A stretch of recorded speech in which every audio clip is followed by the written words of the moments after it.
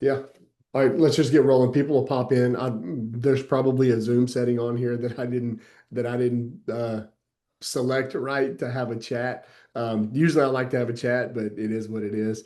No chat today, so it's just you just got me and Adam. So Adam, I guess hop on. Let us know what you got for us today. Yep. So really just wanted to get on and talk about communication, how to communicate effectively with people, and more than anything, as far as takeaways, just really want you to be able to know what it means to have strong communication skills, to build relationships with your clients, and to be able to work through bad situations a little bit smoother, and to have an overall five-star experience for your buyers or your sellers. Not just from the initial phone call, but also past the closing table. You want to nurture that relationship and foster something there. So really what I wanted to discuss was communication tactics and different ways to really set yourself aside from other agents and how they're handling their clients and building their relationships. Yeah, so I guess so go into some details. What are some of your frameworks that you're considering as far as communication and actually building the relationship instead of just making a sale? Well, so my take on things is communication solves 99% of the problems. Whether you're coming across issues in a deal or whether it's in any situation in life, if you can talk through things and people trust you, people follow you, and they take your advice, it makes for a lot smoother transaction. It makes things a lot easier on us because real estate is not easy. It's easy, but some of the situations we get in are not so easy. So, trust creates that influence to where you're going to help build upon just not just the initial conversation, but the whole deal. So, whenever you're talking to somebody or meeting somebody new, step one is that first initial conversation when you're on the phone with them. That is one of the biggest conversations you're ever going to have with that person because you're trying to earn their business. But at the end of the day, it's not just about earning their business. They have to trust you, they have to like you, they have to know that your intent is their intent and that their goal is now become your goal. And that only applies if you dig in and actually get to know the people that you're working with. So, step one is that initial phone call. You have to be prepared. You have to be knowledgeable. You have to know what you're talking about for them to feel that trust. Because let's be honest, you get a call from somebody you don't know who it is. They're trying to sell you something. 99% of the time, you hang up as soon as you figure out it's a sales call. But if it's somebody that you don't know and you genuinely feel like you want to listen to what this person has to say, you're going to keep them on the phone. So that starts with the initial call. And whenever you're taking that call, you need to be prepared in a sense that you want to be energetic. You want to be, an outgoing person. You want to be inquisitive, but you want to match who you're talking to. So that's where the trust starts right there. So whenever you're calling that first person, having that conversation with them, you don't want it to be robotic to where you're just asking questions. Okay, let me help you. Or if you're talking to a listing or somebody who's selling, you don't want to just go in there, tell me about your house. Okay, that's all I want. No, let me sell your home. That's not going to work. You're going to have to ask as many questions, get involved. But most real estate agents don't do what? Ask why. Why are you making this move? That's huge. That is a huge question to ask because nobody really digs into that. They just go look at houses and try to find you a home.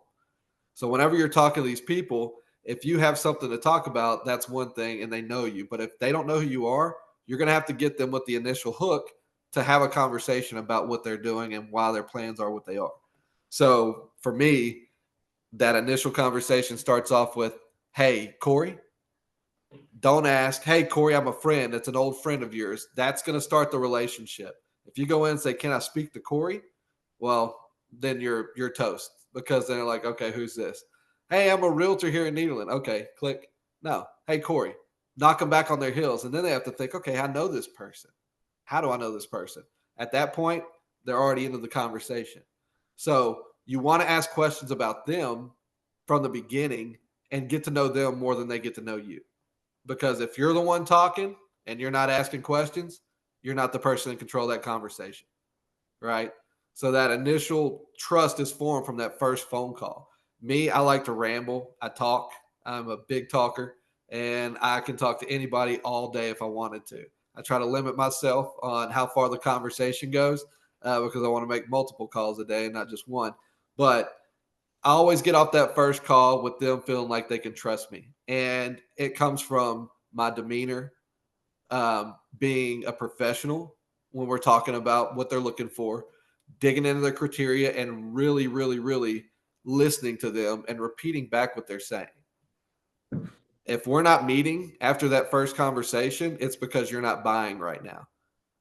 If you are, we're going to meet when we're done because that's how I like to take my approach is I'm going to get to know you. I'm going to butter you up. We're going to be friends before this conversation's over with. And that's something that I thrive on. I think that's helped me a lot in my career because I do have that gift of gab, but I can also pivot and talk to you the way you want to be talked to because everybody's different. But But it also starts with this. So it starts with your intention when you're making the call. So what is your intent? If you're on the phone, if you're prospecting to new people, people you've never talked to before, which let's define prospecting versus follow up, right? Prospecting is someone you've never had a conversation with. Follow up with someone you've obviously had a conversation with. So whether you're prospecting or following up, what's the mindset behind the uh, call? as far as my mindset's concerned, set the appointment, get in front of these people, get to the next step and move them with my words to do so. So, my intent, if I'm calling you on a cold call, is to get as much intel as I can gather about you and your situation. And that if you're in the position to purchase, then we need to set that appointment and have a buyer's consultation so we can talk about it. Yep. So Um, you said it there. The intent is to get information. Of course, the intent is to set the appointment, but if you dig a little deeper, it's to get valuable information about this person. But if you go a little bit deeper, it's all about helping this person. right. Like the intent is to help this person, and I can't help somebody if I don't know what your outcome is. I can't help you get your outcome if I don't know what it is. And you're not just going to tell me, "Hey, Adam, what's your outcome?" That's kind of weird. We're going to ask some, we're going to ask some questions, and we're going to dig a little deeper because you're going to find that people answer your questions one of two ways, pre-trust and post-trust. If I ask you, "Hey, when are you looking to make this move?" You're going to say 6 months, 3 months, whatever. Awesome. Dig a little deeper. What's happening in your life in 3 months that makes this move a priority? Uh, Nothing. You asked a question, they gave you an answer. They didn't lie to you. You asked a question, they answered it, but you got to dig a little deeper. And the intent is, if your true intent is to help somebody, and if your true intent is obviously to provide value, to help, like I'm talking to you for a reason. You have some interest in some way of purchasing a home or selling a home, right? That's the only way that I got your information. That's the only reason we got connected in the first place. So there's some intent there. I am here to look after you. I am here to help you get what you want, right? What you want, when you want, put you in the best position possible, give you the best advice. I'm your tour guide to help you through.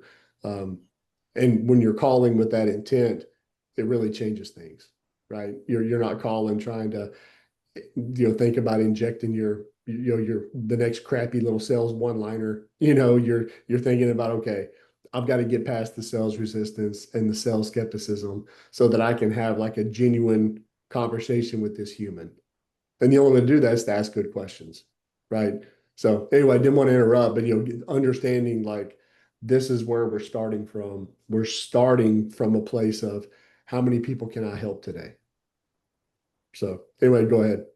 And that's the key. And again, once you make the conversation about them and not so much about you, you're going to see a difference in how people look at you and talk to you too. Because yeah, they're obviously you're intent on finding out what they need, and if you can share that common goal, then they're going to know that you have their interests look out for throughout the entire deal. Well, But and to build that's on that, Adam, not to interrupt, but to build on that, you want them to tie their outcome to you. yep. you're asking questions, right? They're answering it. It's all about their outcome in the process of doing what you do. Like everything that you just said, what's happening subconsciously is they're tying you to their outcome. Yep. So And again, that's where that trust was going to carry you. And that's the thing, is that they want to know that they can come to you in confidence for anything. But as a good agent, realistically, everybody's going to have questions. But as a good agent, a good realtor, you should be going to them and letting them know where they stand instead of them having to ask you. So, with that, like I said, nobody wants to trust a salesperson. They trust somebody that's going to advise them, somebody that's going to help them and give them the next steps. Nobody's going to trust you if you say, well, maybe we should go look at homes. Maybe you should get pre approved. No, hey, the next step is to do this. Confidence eludes authority, and you're not trying to control people, but your confidence can help move them in the right direction whenever they stall out. So, the goal is to become, like you said, their go-to person for every real estate decision. You don't want them calling their cousin who bought a house 20 years ago, or I got a friend that works at a bank and told me to do this. You're going to hear that all the time. People get advice from people they shouldn't. You're not going to go to a doctor and ask him how to make your you're not going to go to a doctor and ask him something that you would ask a dentist. You're going to trust the people that are giving you the best advice. So if they don't trust you from the get-go, your advice means nothing to them. They're going to seek alternate help. But that's part of it. You want to be the one that they're going to call for any situation, and your influence actually gives you control in a lot of situations that you're going to face. So if they don't trust that you're making the right moves, they might not go for the offer that you say would be a good offer. They might not reduce the price of their house whenever you say, hey, it's time to reduce that price. They want to know that you're an expert. So polishing up on everything that you need to talk to them about is important, but communication starts at that initial conversation, and that's not it. You need to be making phone calls before you go to the appointment, and you don't just show up to the appointment with nothing. You show up with insider intel. You show up with things that make you a market expert in their eyes. That's going to build the most trust. Giving them tips, letting them know about current market values for homes, letting them know what the interest rates are doing. There's a lot involved, but if you're not communicating these things to them, then you're just another person just going to open a door. So when you're talking to your clients, your initial, conversation, you are trying to get as much intel as possible. Now, can that go two different directions? Yes, they're either buying or they're not. If they're not and you're nurturing them, communication is still important, because if they're not ready to buy now, they will be at some point. So you don't just throw them to the side. You have to continue to communicate. You have to keep an open dialogue with every single person you touch, because at some point they will be a customer of yours. Okay. well, and think about this. If they're not buying right now, whether they are or they're not, have you ever heard, like in retail, make a friend, make a sell, right? So building relationships, you're you're trying to develop a friendship, right? And I also find in my experience, coaching agents, that agents are not awesome at following up, and overall, if I'm speaking generally, they're not very good at following up, because the reason they're not good at following up is because they're thinking about what's in it for me. How can I follow up to try to, stay top of mind with this person instead of just add value? That's the best way to follow up, right? Just to add value. But how do I know, like if Adam, if I'm following up with you, how do I know what you're going to find valuable? Right. By asking the questions. By asking questions, having an intelligent human conversation with you, um, and building the relationship out of nothing, starting with that initial phone call. Even if you don't get a whole lot, right? Get what I can get, have a conversation, because the sales resistance and sales skepticism is going to be pretty high with some people. It just is what it is, right? It has to do with their past experiences that have nothing to do with you, right? It's just that that's who they are. So get what you can get from them. And then, that's where you differentiate the follow-up from the initial phone call. The initial, the follow-up, the only way to follow up is to provide value. And the only way that you know what's valuable to them is to ask questions, understand their outcome, and develop that relationship, right? Because think about this, everybody on here, think about somebody in your life that is just a genuinely helpful person. It could be a coworker, a family member, friend. Just think about somebody that's in your life that's helpful. Guaranteed, anybody that you thought of, you like that person. There's if they're helpful, it's impossible to not like them. So that's kind of a NLP like subconscious benefit to what we're building here. People naturally like helpful people. And so if you're calling, if you're the you want to be the friendly helper, but you're also trying to become the trusted advisor along the way. So hopefully that helps. But anyway, And you can and your personality can take you a long way in forming relationships. I think the first 2 years of my career, I literally leaned on just being an outgoing person and making people feel comfortable with me. As I progressed and learned more and got more knowledgeable about my field and my craft, I've kind of transgressed from that to providing value to make them feel comfortable. You still want to be personable. You still want to be a likable person. Obviously, nobody wants to deal with somebody they don't like.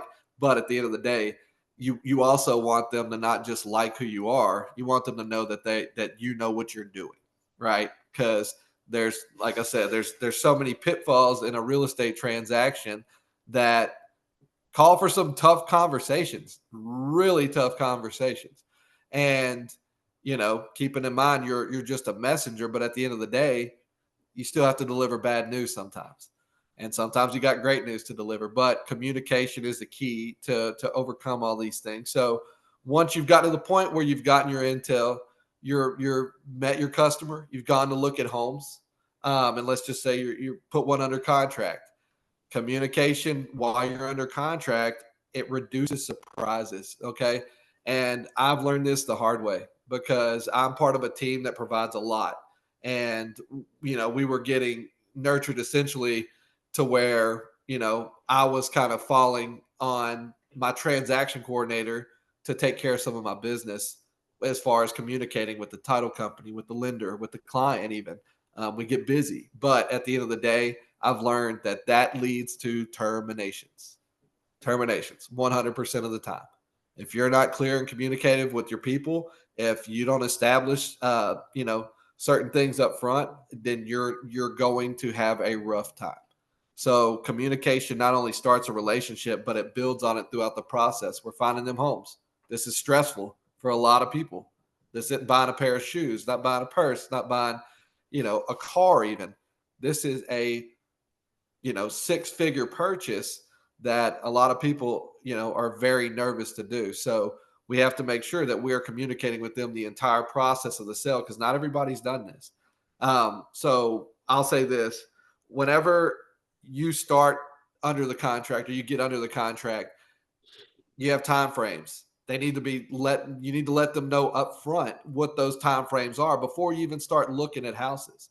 So a buyer's consultation is another crucial part to this. If you don't have that consultation, you don't set those expectations. Okay. So regular check-ins whenever you're under contract. That's even if you're under your option period and hey, it's 2 days in, 3 days in, the inspector's going out tomorrow. Call them. Hey, the inspector will be out there tomorrow. Okay. This guy's on top of it. He's going to remind me of every single thing that comes up. And guys, that is huge. I'm dealing with the customer now that we didn't really have the best experience from the at the beginning of the deal.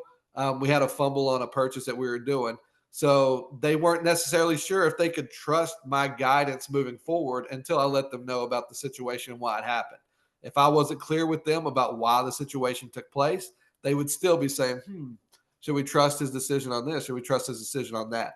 So when you're under contract, communicate every single chance you get. Even if you're in the middle of waiting for them to clear to close and there's nothing to do, call your clients. Call them because they will appreciate that. Corey can attest to that too. I know we have a lot of agents on our team that are really good about reaching out to people and letting them know where they stand. But that builds trust, right? Because they want to know that you're keeping up with these things and they don't have to. So communicating all the time and encourage them to be transparent with you. Hey, if you have a question, if you have a concern, I want you to bring it to me. because how many people say it that you talk to? You should be a psychologist. You should be a psychiatrist. How many people do you talk to that get into situations like this? That's what you should do. But if you know and they are comfortable with bringing you their questions and concerns, then at that point you're still in control. You're moving the deal across, and you're coming off as a professional. And you might So not have all the answers, but at let's least talk they're about asking. this. Let's talk about like what you mentioned, tough conversations, because that's something that most people really struggle with. Yeah, Um, so first off, the reason people struggle with a tough conversation is because they label it a tough conversation. There is no tough conversation or easy conversation. It's just words coming out of my mouth, right? And I have to live in integrity and tell you the truth. I've got to tell you the truth about what's going on. You own your response to the words that come out of my mouth. Now that doesn't mean I deliver them disrespectfully or provoke you to, to some kind of an action, but I've got to tell you what I've got to tell you, and I have to allow you to own your response. And agents in particular, I see them avoid having conversations when they label them as tough conversations. They've got to deliver some news to a client that they know the client isn't going to like, right? Or they've got, even if it's completely out of everybody's control, they'll avoid putting off that phone call. And if you avoid putting off that phone call, do things typically get better or worse? way worse.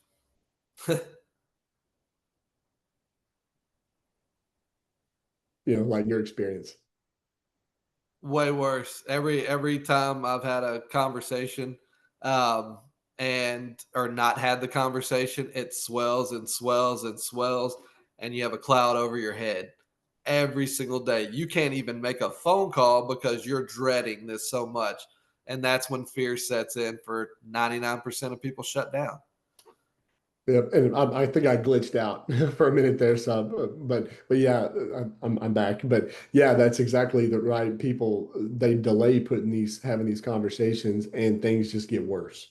Things get worse, and then you're actually losing time to, I guess, respond to whatever negative event has happened because you put it off, and that poisons your day, right? It poisons your day. It poisons your future activity, and then whenever you do attempt to do some activity, you're in a negative emotional state, you're in a negative mindset.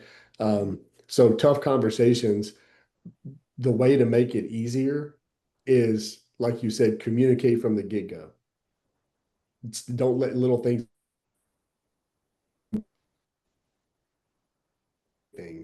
right? And then whenever you do have to deliver we've already got some rapport, right? Like I've demonstrated that I've demonstrated that I'm on top of it. Now but like when this thing comes up, you don't have to wonder if they're thinking, yeah, how long have you known about this? Right? I hadn't heard from you in 3 weeks. It makes the Yeah, tough conversations easier. Does that make sense? And also what you said about expectations, setting expectations up front too, which ties into clear communication. Because whenever I take a client, I want to know, what do you expect of me when you hire me? If I'm your buyer's agent, what do you expect out of me when you hire me to be your buyer's agent? Cool. This is what I expect of you. Let's talk about it, right? When we're signing the paper, clear communication, especially like with a seller. When I sit down with a seller, I want to know, what do you expect of me when you hire me? When you hire me to sell your house, what do you expect? And I use that language because I want a future pace, right? Like not if you hire me. No, I know we're going to work together. So what do you expect of me when you hire me? And let's get that out of the way. Then cool. This is my expectation of you, because when I list your house, we're partners in this, right? We both have a role to play. Yours is actually tougher because you've got to keep the home show ready. You're living here, you have kids, right? And if it's like my house, there's two people keeping the house clean and four people messing it up, right? So I get it. Um, and people are never going to request showings at a convenient time. So, the expectations, the house needs to be clean. It needs to be show ready all the time on a moment's notice. You need to be able to get out and allow people into your home. right? So anyway, clear communication, setting expectations, communicating clearly, because if you do all that on the front end, it's inevitable. These tough conversations, quote unquote, tough conversations are going to come. It makes it a lot easier. So anyway, I wanted to hit on that before you left because that's huge with P. I And see that's all setting over the expectations, everything, whether it's a buyer or a seller. Because again, when you get in a situation where you have to deliver some news, you want to be able to have that conversation with confidence. And more than anything, like you said, the longer it looms, the more issues it creates. Silence breeds doubt. Communication builds confidence, and confidence keeps deals together. So that's where your skill set is one thing, but having to just be a person, and keep in mind you're a messenger. I have to tell myself this all the time. You're a messenger. Unless you did something firsthand that messed up a deal, you are literally there just spreading a message, giving an answer. So good news or bad news, you should be confident enough to have that. And if your relationship is good and your rapport is good with that customer and you're always talking, that that issue was an issue for both of you at the same time. So, like you said, how long have you said on that? That's the first thing that pops in my head is like they're going to ask me, okay, so how long have you had this news to give us? Because people want to make sure you're always working for them, right? No matter how many people you're helping, and they might know you're helping a bunch of people, they want to know that you're working for them 24/7. So if you're not ahead of things like this, that's one thing. But if you are behind the ball and something happens, at least you have that to fall back on, that you have open communication, and that there should not be any issues with having those conversations. Right. So, and another part of communication too is it breeds loyalty. Like Corey said, you don't want to be somebody else's choice. You want them to come to you for everything, whether it's one deal, follow up deal, or a deal for a friend or a referral maybe that they have for somebody that needs to buy or sell a home. Loyalty is huge, and I can't tell you how many times I've called an expired listing, and they've been on the market for over a year, no showings. We're going to use the same agent. Okay, I can appreciate that. Tell me what they're going to do different this time. And even if they don't have the right answer and they say, hey, we're still going to use them, loyalty is there. So if they like you and they trust you, even though deals might not always go, on the straight and narrow, they're going to use you again. And that speaks volumes. It's not just about getting a 5-star review on Google. It's about the follow up. Are they going to call you back when they have somebody else? Did you help them enough and build enough trust and foster that relationship enough to where they're going to trust you with their friends and family to handle the same thing? Now, it's a rare instance. I've had probably a one off. I had a guy that I was talking to from the beginning, first conversation. We hit it off, had a blast talking. It was probably a 10-minute combo. Once we were done, he texted me his sister's name. Hey, I want you to help my sister. She's looking too. And I actually got a couple of friends from church that are looking. So, and it came down to really me just giving him information that he did not know. So, again, trust is everything. And this guy still calls me to this day. He finally bought a house. He still calls me to follow up, asking, hey, you're going to help my sister? She's getting her finances straight so we can get her a home too. But there's not every agent has that to where you can call your past customers and say, hey, there's somebody else looking. Yeah, well, I'll refer them to another agent that I know. But same thing, like you talk about loyalty. Sometimes family's involved. Sometimes these people have realtors that are their family members. I've had multiple ones where they decide to use me over their family members. So, and again, it's because I had them trust me and knowing that their goal is my goal. So communication and trust are everything. Loyalty comes after. So communication starts, trust is built, loyalty follows. Okay. So if you can tackle those three things, then you're in a great position. So let's just say if you're in a situation, I'm just going to throw out an example there. I've had this happen so many times over my career and I've gotten better at it. And it's from communication. How many times have you gone to show a family 10 houses, 20 houses? And then they're like, hey, let's go see another one. Hey, let's go see another one. Hey, let's go see another one. And you just pick up the keys and go. Keep on showing them. If you don't have a conversation with that family, you're going to spend more money in gas than you're going to get from the sale of that home when they finally decide they're going to find the right one, right? So if you're not communicating to buyers about timeframes, about the objective, and what they're looking for and knowing firsthand exactly what they want in a home, you're just going to keep looking at homes, right? You're just going to keep going through it. I've had conversations with multiple people where we've looked at 4 or 5 homes, and I'm like, hey, let's start over. Let's find 3 homes to look for. And out of those 3 homes, if it's not the one for you, we're starting over again. I don't care if you like it, you don't like it. This is the process. This is a step that you're going to go ahead and do to get the outcome that you want, right? Otherwise, you're going to be driving around forever. So I have those tough conversations all the time. And to me, it's not so tough because I'm able to just tell them, hey, you're wasting your time. You're about to get burned out. 99% of the time, they say, you're right. You're right. You're exactly right. We're getting frustrated at this point. Great. I'm glad I brought it up and you didn't. You know what I mean? You can sense it when you're going to look at homes if they're getting tired of it. One customer, the wife was finally like, after about 7 or 8 houses, she was like, I don't care. Just make an offer. And I'm like, okay, this person's not having fun. They're getting burnt out at this point. So at that point, it's my job as a realtor to step in and say, hey, listen, let's go back to the basics. What do you guys want in a house? And let's start this from scratch. Right? Because if you aren't and you're letting them lead you and there's no trust there and they're just going off a wild hair throwing darts, you're never going to get a deal done. With sellers, you have to be able to tell them to do a price reduction when the time comes, right? Or if you're under contract and you're negotiating, you have to advise them what's good and what's not.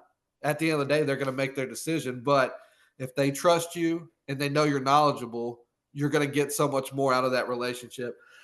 Excuse me. And during the process of the deal, you're going to have less fumbles. So again, trust is built off of communication, right? And that's the biggest form of work that we do is communicating with people. But and to double down on something you said, when people are getting frustrated and having those conversations, the best way to navigate that is to tie it back to their outcome. And the only way you can tie it back to their outcome is if you know what their outcome is. Right? How often have I seen people like, I'm not going to say that I've done it. I probably did early in my career, but I'm so far removed, I don't remember. But I see new agents do this all the time. Hey, you want to go look at a house? Let's go look at a house. Like, no questions asked. Let's just, you're a door opener, right? And you might make some small talk. It may be a little awkward while they're looking at houses because you don't know these people, but have quality conversations, understand what their outcome is, clearly understand what their outcome is by asking enough questions that you know without a doubt exactly what their outcome is. And then like in your situation when the wife was frustrated, right, and they weren't having any fun, super indecisive, they're getting burned out, tie it back to their outcome. And when you tie it back to their outcome, you repeat their same language back to them, right? So like in your case, like Adam, so the whole reason we started looking was because you told me you want to get your family to a bigger home in this. Am I glitching out or am I still It going? Am I is. am It's I good or am I good now. glitching?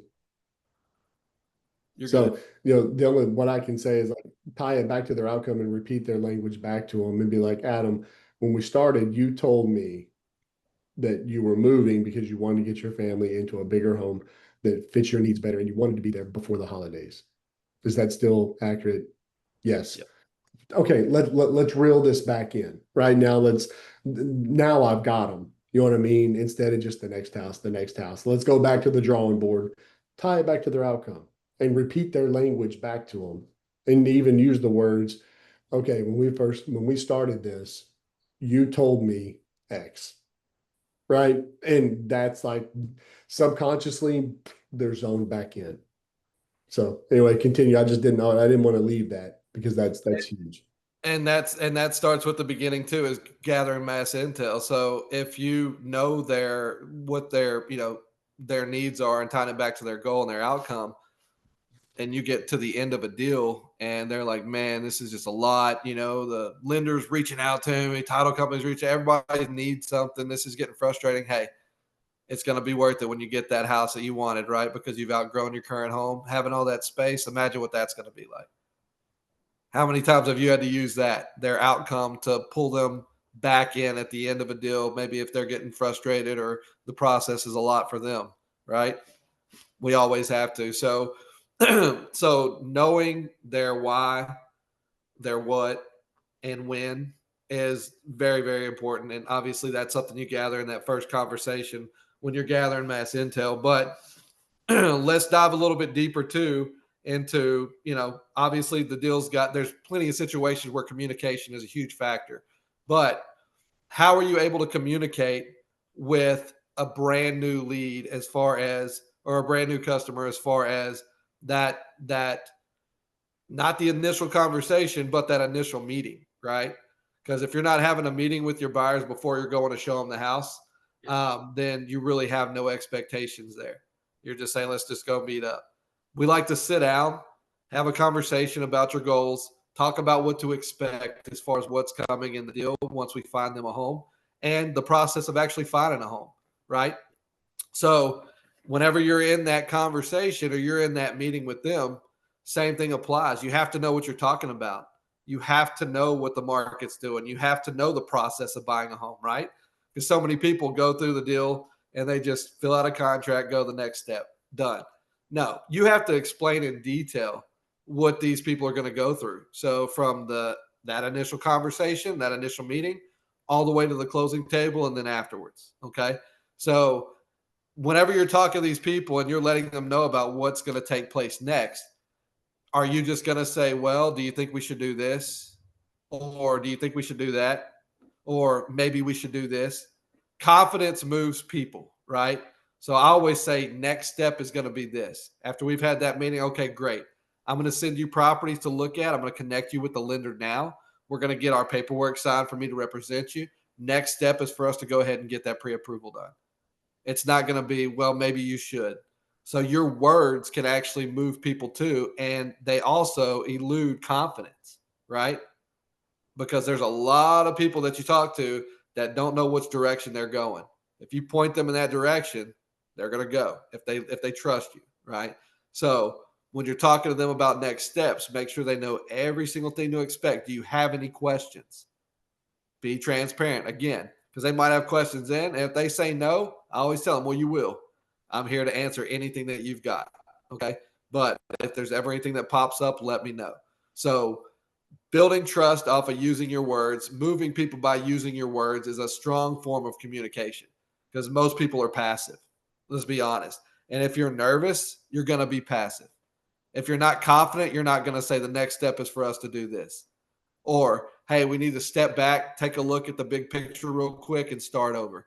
There, you have to have confidence, because you have to know that next step yourself, right? So when you're communicating with these people, whether it's at that meeting or you've already had the meeting, and like we talked about before, there's some sidetracking going on, or they're looking at too many homes. Hey, here's what needs to happen now. So use your words to move people. Don't just expect them to follow your lead. Use your words and be confident in what you're saying. So that's another crucial part of this. Again, like I said, you have to be knowledgeable, but you can't stand on your confidence. You can't elude confidence without knowing what you're talking about. So study up on everything that you're talking to these customers about, know your market, know everything that's going on around you, and be a professional. But again, after you've set expectations, use your words to move what you just said, right? Use your words to back up what you told them needs to happen next.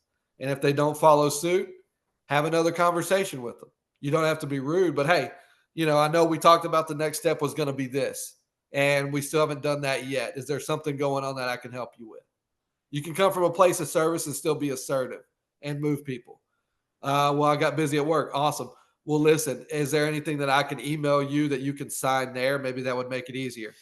Offering options and things like that. But you have to take that first step and be confident in what you're saying to them.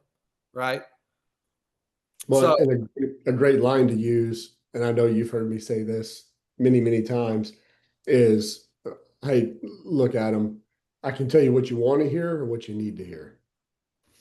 Which one would you rather? And I've never had anybody say, tell me what I want to hear. They always say, tell me what I need to hear. Boom. lay it on them. So that's a great way to pull somebody back to like even in the exam, you can use it anywhere, but even in the example of your people that were getting burned out, like looking for a house and not making a move, right? Hey, look, guys, I can tell you what you need to hear, what you want to hear. Can I level with you? Yes, level with us. Boom, lay it on them. You know what I mean? You've got their attention first, and you got their permission, and you have their attention. So anyway, that's huge. And that's how it went. And honestly, I did. And in that situation, that's what I told him. I said, listen, I can tell you're burnt out. Your wife's not happy. You know, you guys started out searching for homes. Y'all were, bright eyed, bushy tailed. Now you look like you've been doing this for 20 years. So let's take a step back, realize what y'all are getting out of this. This isn't just for y'all, it's for your kids. It's for your family. You guys really, really want to find the perfect home. I get that. But now we just need to stop, figure out what it is that we really, really want in a home, see if we can concede anything with some of these houses that we've seen, and make a move on one of them. And that's exactly what they did. They made a move on one of the houses and we're under contract. So now they're excited. You know what I mean? Now they're having fun. But that's part of it too, is that your job, and I tell everybody, hey, we're about to have a blast. We're about to go see some homes. Let's have fun with this.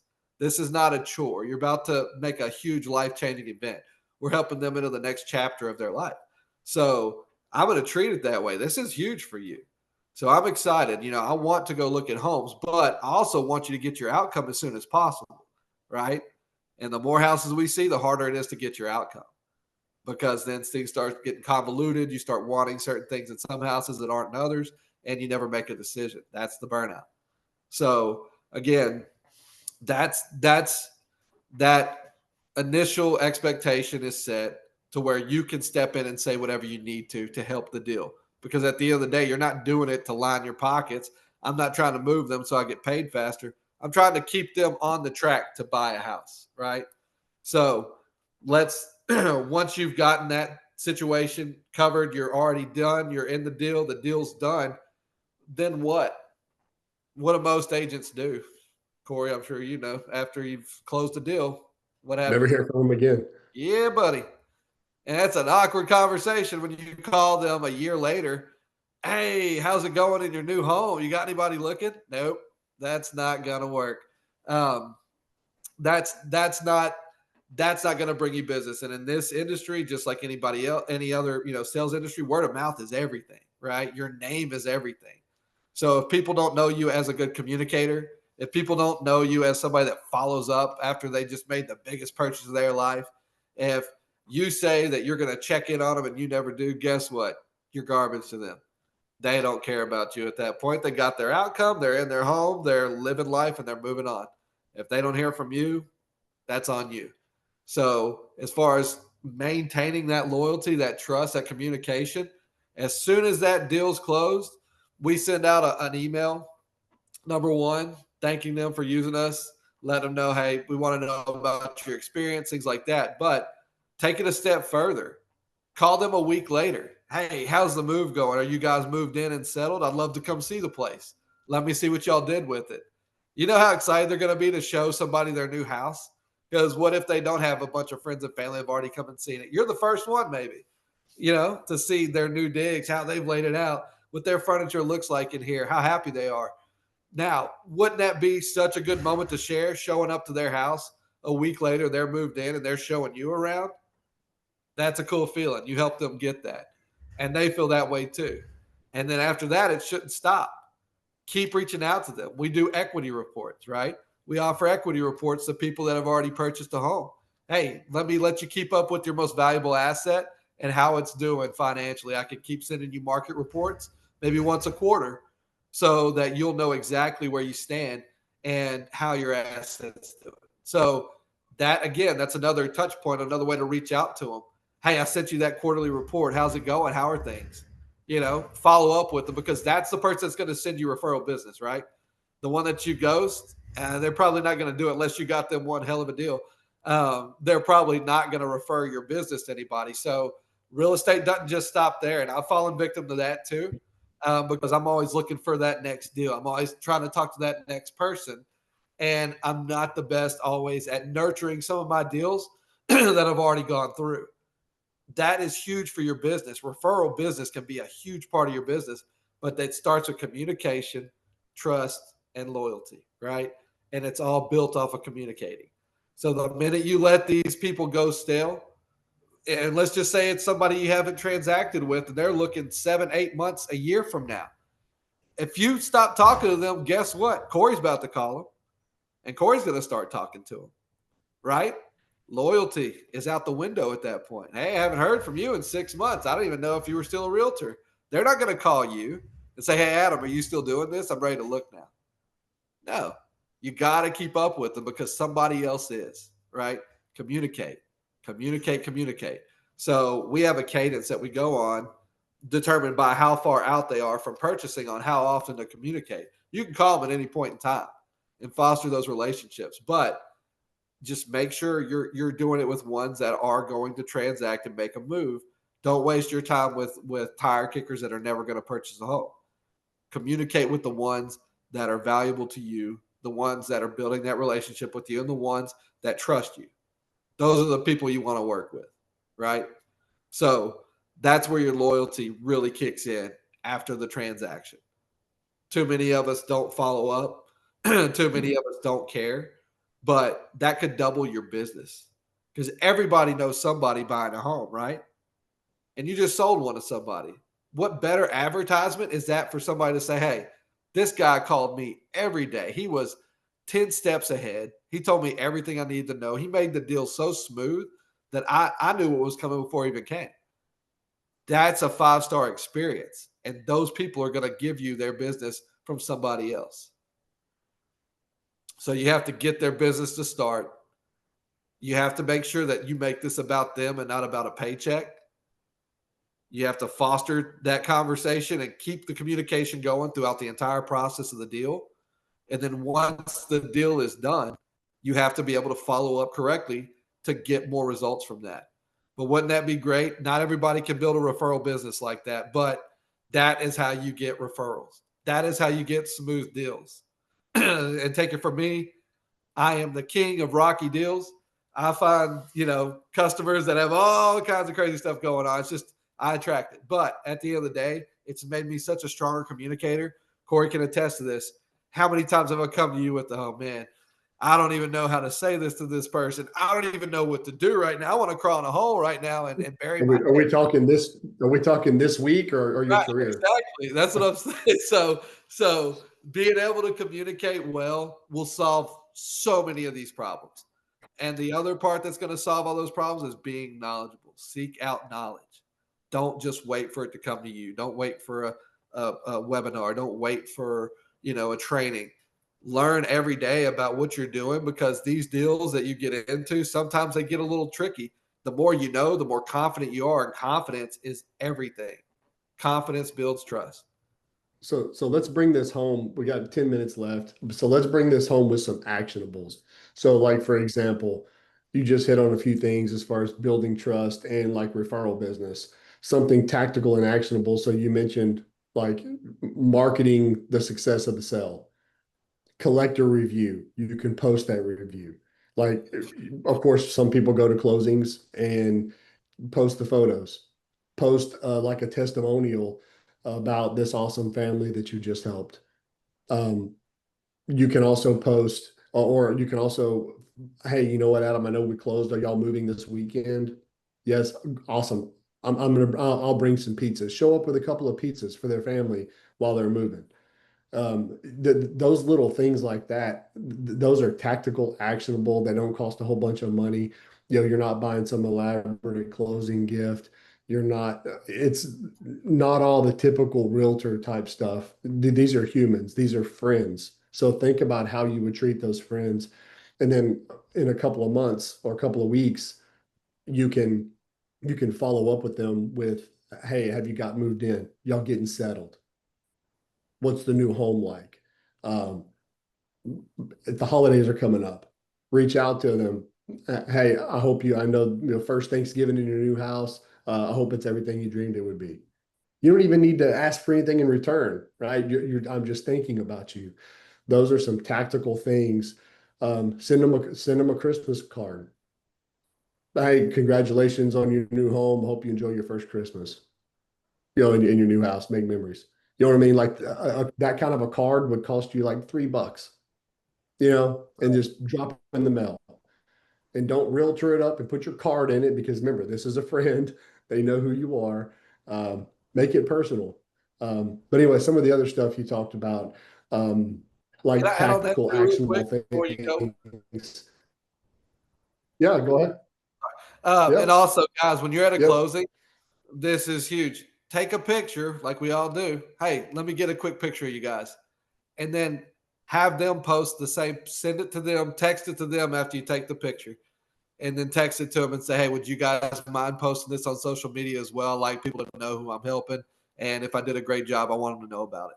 They're going to make a post. They're not just going to put their picture holding up for just sold sign. They are going to post something about you that hundreds of thousands of people get to see publicly. That is crazy advertisement. So don't just post it yourself. Request that they would. Hey, would you mind sharing that to social media too? I like people that I'm following to see some of my deals closing, some of the people I'm helping out. Yep. And then on top of that, I actually had somebody, which I'm looking for the photo now, but I've got like a bazillion photos I was going to show y'all. But I had a couple, it was their first home that they purchased. And they sent me, I asked them to send me a picture in front of the house because I obviously wasn't at their house. So how cool was that? I can't find it. They took a selfie in front of their new front door and sent it to me so that I could post it on social and say something about them. They took that. There's there's all kind of things you can do, but get creative. It doesn't have to cost a bunch of money, but between like dropping pizza off and hand delivering, I mean, you can have it delivered, but I mean, I would recommend go pick up a couple of hot and ready's or something at Little Caesars and go bring it to them, I did right? the other day. I had a meeting in Buda and I missed a closing 2 weeks ago. So I brought him some barbecue from a butcher here in the area and dropped it off when I was going to another meeting in Buda. Passed right by the house and his wife was home and said, "Hey, sorry I missed the closing. Wanted to give y'all something." And she was like, "Oh my God, you shouldn't have. That you did so much for us." So it's always welcome. Yeah. And then the last thing is I want you to think about whenever you're at in the early stages, whether it's the initial conversation from prospecting or whether it's follow up, don't think so much about what am I going to say to this person. Think about what am I going to ask, right? And so almost everything that comes out of your mouth needs to be a question. And the best script in the world is you're going to ask a question, you're going to like genuinely listen, and you're going to acknowledge, and then you're going to ask another question. And you don't want to be like you're the grand inquisitor, like interrogating somebody, like with the light on them. You don't want that, but friendly conversation, because how else are you going to find out about this person? It's got to be a series of questions. Um, and so some great questions to ask. Like Adam, you can give us a rundown. What are some great questions to ask? So what is it that's got you guys making this move to begin with? Also, asking about who's making this move because 9 times out of 10, there's two decision makers, or there's somebody else who's going to weigh in on that decision. So, are there any other decision makers who's making this move with you? And then tell me about your current situation. Somebody tells you, "Well, we're looking to make a move. We've outgrown our house." Tell me about that. And that's the easiest go to is elaborate on that if you can, or tell me more about that, because that's going to get them talking and going deeper. Um, Motivation questions are everything. Why? When? So when are you guys looking to be moved in? That's obviously one of the most important questions because then you know how and when to help them. Um, have you guys discussed any type of lending yet? Have y'all done? I mean, really, don't just go through bedrooms, baths, location, price. No, go deeper. But I think those are some good questions and really as personal as you can be. If they have kids, tell me about your kids. What school do they go to? Or how old are your kids? Are they in school district important to you guys? You can get as personal as you want, but the why, what's got this move so important to you, or what's happening that's making this move so important for you, or if you're a seller, why is it that you got to sell this house, or what is it that you're having to move on to? Is this the start of something else? Are you taking off, or is this the end of a journey? That's a good question to ask because they might say, "Yeah, I've lived 26 years at this house, and I love." Hey, that's awesome, man. So then you're sharing that moment. Or if they're like, "Well, I'm trying to get out of this house until the next one," awesome. Let's talk about that next house. So knowing the whys, wins, and how that's the most crucial part. But the go-to every time, tell me more. No matter what they're saying. If you want to dig deeper, tell me more about that. Let's elaborate on that. Yep. Well, guys, we're pretty much at time. I hope you got some value out of this. Hopefully it made you think.